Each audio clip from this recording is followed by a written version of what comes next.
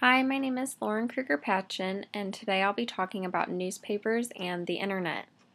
I'm interested in researching convergence of newspapers, so I thought this would be beneficial to my research. We know that newspapers have been changing with technology, especially the internet.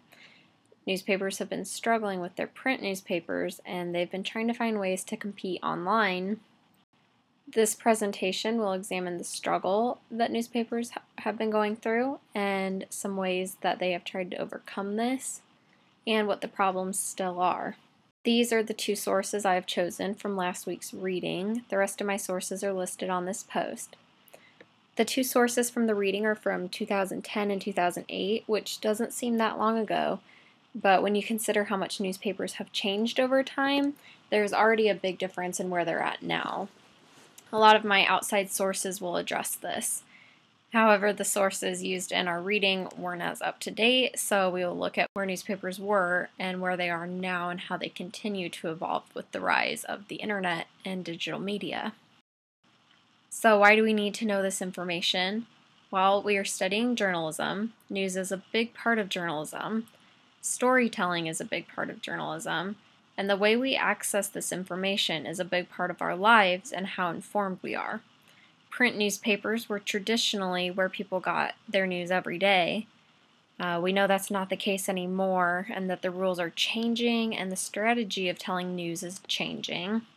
We read about web first, and we know that newspapers are embracing this technique. It's important for us to know this because it affects how people access their news.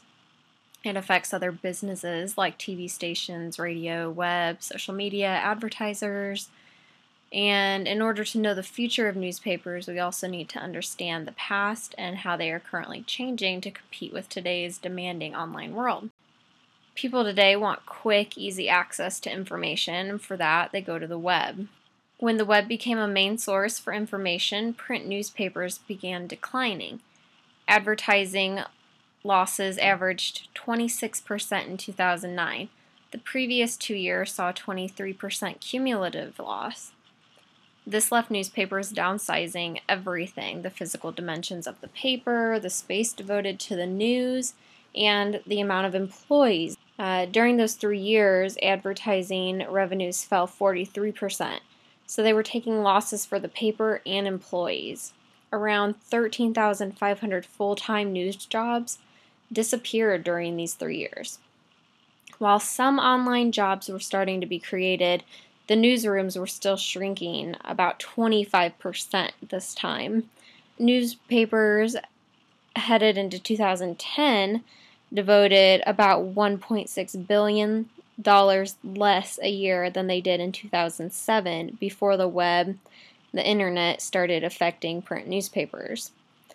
One of my sources explains a focus group that showed adults between ages 18 and 29 don't read print newspapers because of the inconvenience and lack of time.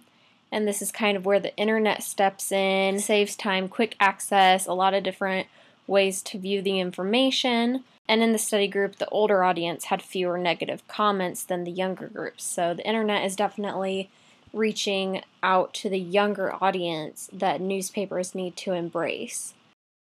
In 2008, the internet surfaced as the leading source for campaign news. This was surpassing all other media outlets except television for an outlet of national and international news. Again, this was 2008. Also at this time, 6 out of 10 Americans younger than 30 said they get most of their news online. So already in 2008, the younger audience was looking to the internet. At this time, the older audience wasn't quite there as much, but as times changed, they began to also switch over. This can be compared to a year earlier in 2007, when twice as many Americans younger than 30 said they get their news from TV. So that shows how the 1 year changed where the younger audience got their news.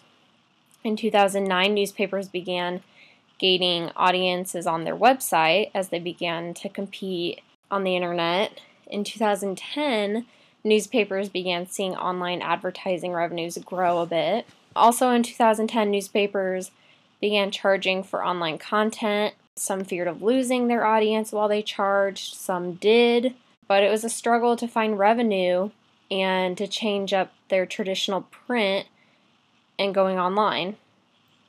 And by the end of 2010, 41% of all Americans said they got most of their news online. So where are newspapers now?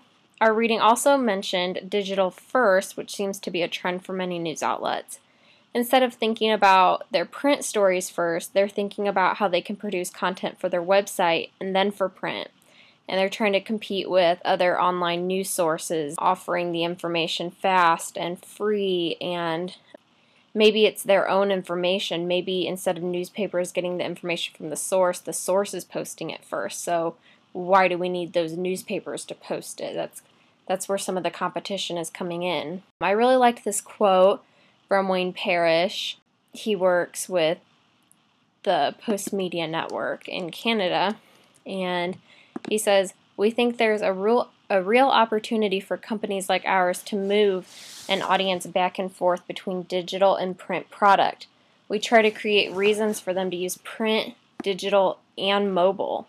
Based on my research, this is what most newspapers and magazines want to accomplish. They want to hold on to their print.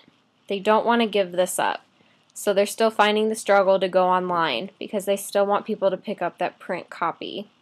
They realize that they need to embrace the online audience and compete there, but they still want people to go to that print version. So by keeping up with technology, creating mobile apps, being online, they want to embrace the different audiences." Another quote, this one comes from Alan Mutter.